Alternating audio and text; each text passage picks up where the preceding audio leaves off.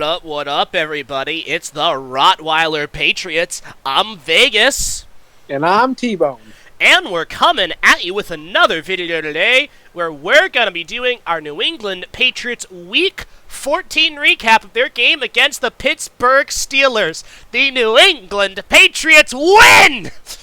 For the first time in way too long for my sanity, we beat the Pittsburgh Steelers. If there was one game that I wanted to win more than any other game this year, it was absolutely against the Pittsburgh Steelers. I have been hating on this team for my entire life, and one of the greatest joys growing up as a Patriot fan watching Tom Brady was watching him destroy the Pittsburgh Steelers every single time they played. It was beautiful. I despise the Steelers, so seeing New England beat them is amazing.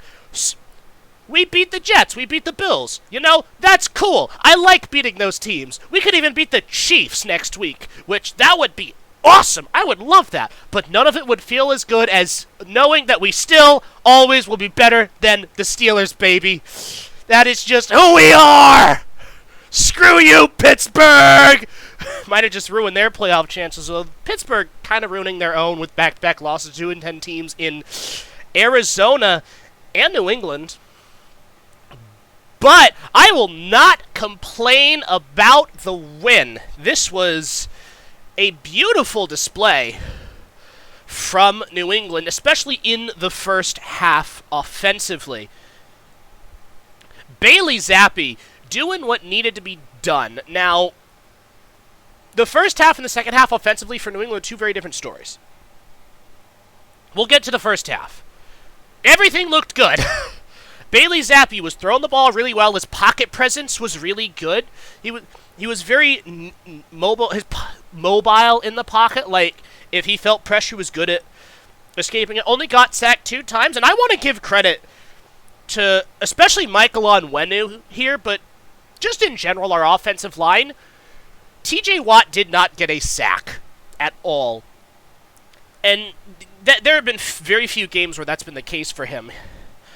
The line did, in the first half especially, a pretty good job of protecting Zappi. Now, when I talk about the second half, that'll be a slightly different story, but still in the first half.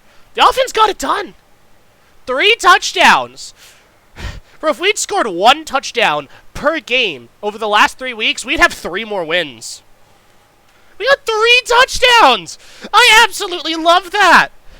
It's like as many touchdowns as we had in, the last 5 games we played? Something like that. Like, it's been rough, man. And so, like, Zappi was throwing the ball well, finding guys. Had a nice touchdown pass to Hunter Henry. I'm talking about the first one, Henry, because Henry caught 2. The second one, I think Zappi got a little lucky with the way the safety played it, and if the safety had played it a little bit differently, it could have easily been an interception. But the ball, in terms of its placement and in terms of how the safety played it, was perfection. Again, I think we got a little fortunate there, but I won't complain. 3 touchdowns, baby! You know, we were up 21-10 at halftime. The defense did a great job all throughout this game. And New England's defense all year has been great, but one of the things about the defense that has irked me, especially the last month or so, has been our tackling. Our tackling has been a little off. We've allowed a few too many broken tackles, and the Washington game, definitely one that I think about on that third, and I think it was 16 or million yards, where we allowed Sam Howell to break 2 tackles and get a first down, and that ended up being a big drive for them. But tackling has been a sore point, one of the few sore points for me and this defense. They didn't practice tackling at all this week. It was a Thursday night game. And they were tackling like nobody's business. They weren't allowing broken tackles or anything. It was beautiful to watch. Jelani Tavai, 14 tackles. Dude was going crazy. Kyle Duggar as well played a great game. He was exciting to watch. Jabril Peppers did a really good job on that interception. Beautiful play from him. You know, and like Mack Wilson also had a good game. A lot of guys had good games. A lot of guys had great games on the defensive side of the ball. And I mean, we needed it come the second half. Ezekiel Elliott, man. Oh my goodness. Did what he needed on the running game. Obviously, like, the yards per carry in the run weren't great, but the runs that he got, were good when they needed to be. He always showed up for us in the big moments. And he also had 7 receptions for 72 yards and a touchdown. And he was just great for us all night long. And he was so much fun to watch, you know? It was easily his best performance of the year. And that's without Ramondre to give him any rest. He was the only running back we had in there, and he worked his tail off the whole game. And it paid off big time, man. And, you know, like, he was doing an interview, I think, either today or yesterday, where someone was like, would you be interested in re-signing with New England? And he was talking about, like, how he loves playing with Ramondre Stevenson, and he loves the city, and he loves the fans, and, like, he'd be very much open to it. And I'm like, yeah. And I'm being honest, I want Ezekiel Elliott back as well, you know? And an upcoming video I've got planned, and we're both going to do this for our respective teams, I think. But something that I want to do after the season is over is kind of like play armchair GM for the New England Patriots. Go over, look at everything with their cap situation and with their draft positioning and all of it, and just try to figure out what moves would I make if I was the general manager of the New England Patriots to try to improve this team for next year. And one of the moves is absolutely, positively, 100% re-signing Ezekiel Elliott. I'm thinking a 2-year deal or something like that. He has been one of the few shining stars of our offense throughout the course of this entire year, and he really put on a show in this game. Hunter Henry, again, doing great things. Dude shows up when we need him most and is just awesome to watch, and could have more touchdowns if Mac Jones didn't struggle so much in the Indy game, but it is what it is. And then there's the second half. The second half on offense was not ideal. 0 total points. Now, the defense in the second half was spectacular. They basically didn't allow any points. Now, Pittsburgh got 8 points in the second half, but that was because of a blocked punt that gave them exceptionally good field position and resulted in Ty Montgomery getting cut from the team because he made the mistake that led to that punt, and they're like, nope, you get out of here. Which, I mean, Ty was alright. I thought he was a good dude. He wasn't the biggest game-changing player ever, but, you know, I wish him the best. But the team did what they needed to do. You know, and Pittsburgh got the ball in a great spot and were able to capitalize off of it. But, I mean, the defense overall, especially in that second half, great. The offensive line started to falter a little bit. Bailey Zappi attempted, I think, only 6 passes in the second half, completed 4 of them, one of them for an interception. And the interception, he tried to fit a ball in where it didn't belong. The defender tipped it, and someone else grabbed it. Walker intercepted it. And, you know, credit to the defense. They were able to get a stop after that play. But, you know, Zappi overall wasn't as good in the second half, and a large part of that is actually because pressure got home a lot more in the second half, and so it was either check down, throw the ball away, or don't even throw the ball.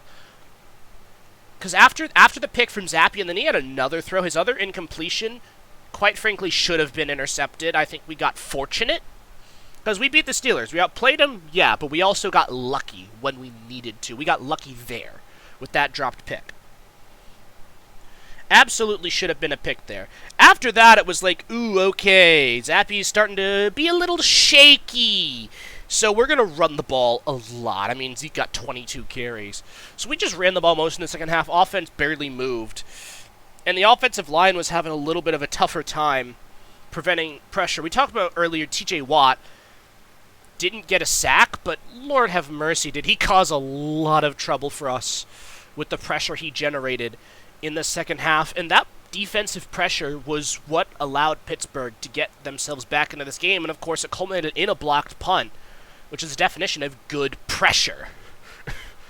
So, you know, that's just kind of how the second half went, but our defense held up strong. And New England won a frickin' football game. We are now 3-10, and still, thanks to a lot of other really bad teams, somehow winning. I say somehow as if the whole league isn't terrible. So, I mean, New England's in a pretty good spot in terms of a top 3 draft pick. So, like, it's fun to beat the Steelers. Our draft pick is secure. We are eliminated from the playoffs. Unfortunately, we are one of 2 teams to be eliminated. The other team is the Panthers. And it's like, oh, hey, fun fact. Let's start a YouTube channel where our 2 teams are the Patriots and Panthers, and we talk a lot about Patriots and Panthers football. And it turns out they're the 2 worst teams in the league. Oh, boy, yeah. So, that's fun. But we won a football game, which I absolutely enjoyed. T-Bone, what are your thoughts on this one? I know it talked for a good while there, but, you know, winning a football game is always fun for me as a fan of a team that doesn't do that very often. I'm sure you can relate. Shut up. You don't get it like I get it. That's because I actually won some of my Super Bowls. We've sucked for much longer than you've sucked. To be fair, we won on our 3rd try, so next time y'all make a Super Bowl, y'all are probably going to win it. So, just got to get there. Tell that to the Bengals. They lost on their 3rd try. Bengals are different. But it really is fun to see just a victory. You know, the Pittsburgh's trying to make it. They're trying to make the playoffs, and some really crappy teams are like, nope, no sir. So that's good stuff. It's kind of really Ezekiel Elliott really showed kind of his Swiss Army knifeness with what he's been doing. I definitely think, you know, obviously he's going to have to take sort of a backup role to Ramondre, but it's really nice to see that, you know, push comes to shove, chips are down, he can still perform when he needs to. Because the stats don't say it all. You know, I was taking a look at all of his yards. They don't say it all. He's still performing well, even as second stringer, and now, you know, first string. But that's about it. Yeah, I mean, Kansas City coming up this week. That's a game that I am excited for, and if I am being quite honest, I think we got a pretty good chance at winning that one. If we play like we did today, this game especially, in the first half, and we get the Kansas City team that played Buffalo last week, I ain't gonna lie, it looks pretty good for us. We'll also be on a few days extra rest, which will be absolutely huge, especially with all our injuries. Demario Douglas looks like he is finally back. Don't know what's up with Ramondre right now. Don't know what's up with Booty. Like, there's a few question marks in terms of injuries, but we do get Douglas back, which he is a playmaker. He is the best playmaker we have on this team right now. So when we, because of that concussion, haven't gotten to really see him with Bailey Zappi. So, I mean, Zappi was adequate in this game. First half, did what he needed to do. Played great. Second half, little shaky. You saw that pressure led to mistakes, and you saw kind of what caused Mac Jones to really fail as a quarterback this year happened to Zappi. And, like, it's like I said before, if Zappi starts the whole year, he's playing exactly like Mac is now with that level of shakiness, because you saw that little tidbit in the second half where he really just starts feeling all that pressure. So, you know, I think that vindicates me a little bit there. But we got Kansas City now. Offensive line going to have their work cut out for them in that game. Big time, because the part of the Chiefs that's been struggling is their offense, not their defense. Their defense has been top 3 in the league this year. Chris Jones, great. Their secondary, man, is underrated. They're very, very good. So I obviously worry about our offense's ability to play against a defense of that quality, especially given how truly spectacular I guess is the right way to put it, our offense has been this year. So I'm celebrating 1 touchdown, let alone 3. I think that paints a pretty good picture. So our defense gonna have to step up, and our run defense doing a great job overall. I mean, 82 total rushing yards for the Steelers. Leading rusher was Trubisky with 30 yards. Harris was held to 29 yards on 12 attempts. You remember last week, Austin Eckler did nothing. So our run defense is there. Now, Chiefs don't have much of a run game. The passing game is their strength, but, I mean, the only real weapon they have is Travis Kelce. Kadarius Toney is struggling, not just with the whole penalty ordeal, but also just catching balls, you know. And, like, I feel bad for the guy, I do, because it's tough to be in that position where you're on defending Super Bowl champs and you're kind of the best option they have to throw the ball to, besides maybe Rice. And you just keep dropping the darn thing. So Kelce ends up being the only real threat. So as long as we defend smartly, I think it's going to be a tough game. And I actually anticipate a very low-scoring defensive battle against Kansas City. And I think that bodes in our favor. So, like, that game, in my mind, is very, very winnable. More winnable than it seemed last week. That is for sure. So, and I mean, Kansas City coming off a tough loss, they definitely did not get helped by the referees. Now, Kadarius Toney was offsides. The Chiefs complaining about that was no, he was offsides. It's absolutely the right call. That's not what I'm talking about. I'm talking about throughout the game, there were a lot of little things where the referees either made calls or missed calls, largely in favor of the Bills throughout the course of the entire game. And the very next play, after the Kadarius Toney offsides call, Von Miller jumped offsides, like very obviously jumped offsides, and it didn't get called. And so, like, I think the Chiefs actually do have things to complain about with the refs in this game. They just didn't complain about the right thing.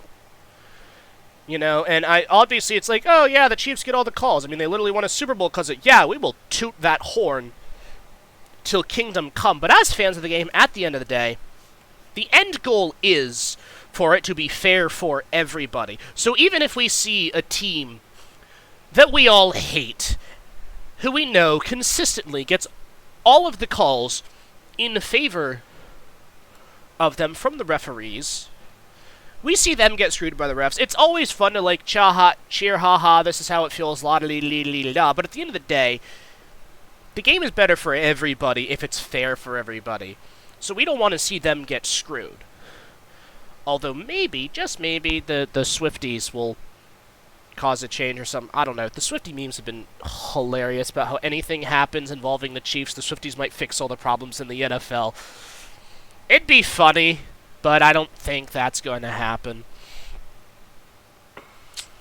And then there's the other bit of news that's come out today, is there is someone reporting that the Patriots have decided to move on from Bill Belichick. However, that's not the feeling I'm getting right now.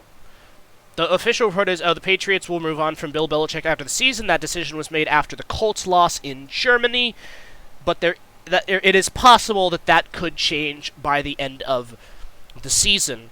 And so, I don't know how much stock I'm putting in that report right now. Because throughout this entire time, the media has desperately been like, Bill Belichick gonna get fired, Bill Belichick gonna get fired, Bill Belichick get fired, Bill Belichick fired. Like, to a way too high of a degree. Like, they've been on that train. And, I mean, I can't blame him. The dude won 6 Super Bowls for one team and led the greatest dynasty in history. And coached the greatest quarterback in history. Like, I can't blame people for wanting to break that apart. But the report is coming from what is, for me, and for a lot of people, I've seen a very suspect place, and it hasn't generated that much buzz from what I've seen. And I'm on Patriots Twitter a lot. So, there's been, conversation talks, this is the report, but I haven't seen a lot, and I've seen guys actively say, I don't believe this is garbage, Bill's gonna stay. Now, is there definitely maybe some aspect of denial? Sure, there's always gonna be that. I kind of feel that way, in some respect. But at the end of the day, I will not believe a single thing anyone says until I hear it from the mouth of Robert Kraft himself. I, as of right now, don't think Bill Belichick is actually fired. I think it is a bogus report. I think that's people trying to stir up trouble, or just trying to be like, oh, I was the first one to call it. You see, I was the first one to report it. Because apparently being the first guy to report something these days is a big deal. Even if it's based on nothing. Oh, you guessed right. Cool. I don't know, man. The whole, not just football, but sports media space in general is a joke. And I've seen a lot of that this year. Actually, today there was a fun example where Cam Newton, a couple days ago, was talking about, Tua Tagovailoa and Dak Prescott and a couple other guys. These guys aren't difference makers. They are game managers. And I'm like, yeah, I think that's true. I think he was pretty right about that. And then there's all of these talking heads that I've seen, all these dumb idiots all throughout the media, you don't get to talk. Cam was like, why not? Cam Newton is a Hall of Fame quarterback. If he doesn't get into Hall of Fame, it will be a snub of epic proportions, in my opinion. And I certainly know, as the Panthers fan here, T-Bone agrees. But Cam Newton is a former MVP who went 15-1 with not great weapons and was very, very close to a Super Bowl win, and it took a spectacular defensive performance by the opponent to beat that team. And they themselves said, we lose that game 8 out of 10 times. Cam Newton was a spectacular quarterback, one of the best in the entire league, for basically his entire prime until he got hurt. Until TJ Watt happened. And I feel bad for the guy, because I like him. And it was fun to see him in New England. I think he was better in New England than he gets credit for. And I think getting COVID really wrecked his year. Because before he got COVID, he was playing great. New England was winning games. And after he got COVID, that just kind of threw him off. And he wasn't able to, regain that momentum he had. So, but they're like, oh, Newton. And then, this is something I saw that just absolutely wild to me. Someone said that Dak Prescott has had a better career than Cam Newton. And I'm just sorry. What? What universe are you living in? Because it is not the universe of reality. Cam Newton can say whatever he wants. He was one of the best quarterbacks of his generation. And revolutionized the game for the running quarterback. Set the game up. Set guys like Jalen Hurts, Josh Allen, Patrick Mahomes up for success as mobile quarterbacks by the way he played and changed the game. And y'all are here acting like he's not allowed to have any opinion when all of y'all are just stupid idiots who've never picked up a football in your life, never played anywhere near the NFL. Get out of here with that garbage. So, I hear this stuff coming out. Oh, Belichick this, Belichick that. I don't believe it. Not until I hear it straight from Robert Kraft himself. So that's my stance on what's happening there. T-Bone, you got any thoughts? No, not really. I do have one thing. I actually personally wouldn't put Cam in the Hall of Fame. You'd put Joe Flacco in the Hall of Fame, but not Cam Newton? Super Bowls mean more to me, man. And I guess that's because I don't have one, but I think rings mean more than MVPs. As if That being Flacco said, wasn't carried by that legendary defense. Ray Lewis was retired. You know, I'm not going to play this game. I'm not going to play this game. I think Cam Newton is on the cusp of Hall of Fame, but just didn't play long enough. I think he needs more yards. He has less yards than Joe Namath, which is kind of funny. Passing yards, that is. I know he ran. He also got several injuries that messed with his career, and the dude could play right now. I actually saw a great tweet earlier today, and I wish I had saved it. I don't know who put this out, but it was like Cam Newton could start for several NFL teams, and he would be one of the almost everyone in the league's first backup choice. Like, he is good enough to still do that. He just doesn't because he's not a yes man. That is true. And last year I wouldn't believe him because he said there's not 32 guys better. Last year I was maybe on the fence about it. This year there are so many injuries. I believe he could start. There have been, I think, 50 quarterbacks that have started. If every quarterback was healthy, every starting quarterback was healthy, I still think he would be better than probably 5 to 10 of them at least. I could see him better than Jimmy Garoppolo, I guess. That's something. Yeah, I think he'd be better than Jimmy G. You're really getting to see how carried Jimmy G was by the teams he was on. Now, Jimmy G was obviously a guy who wasn't going to lose you games, but he's not a guy who's going to win you games. So. Yeah. That's about what I have. I absolutely think Cam has had a better career than Dak in every sense. Dak hasn't even made a conference championship. Newton was very close to a Super Bowl, and everyone knows how hard those are to win. Yeah. Unless you're me. Actually, I know how hard they are to win because I won a lot of them. We did have a pretty good team, so I'm not going to sit here and pretend that it wasn't an easier time than most had it. But a lot does have to go right. You don't just have to be good to win a Super Bowl, you have to be lucky. A lot of Super Bowl champions got lucky. And that's true. And that's not necessarily a bad thing, that's just a reality of life. Patriots haven't had a lot of luck this year, neither have Carolina. So, a lot of the teams that are going to make the playoffs and go far this year are going to do it because they got really, really lucky. Because, quite frankly, nobody is good. Everybody sucks. That is just reality. You got anything else to add, T-Bone, before we call this one? Nope. Alrighty, then that's going to do it. Please be sure to leave your thoughts down in the comments. We would love to hear what you all have to say. And that is going to do it for us today. Thank you all so very much for watching. Please be sure to hit the like button. Please be sure to subscribe. And we will see you all in the next video.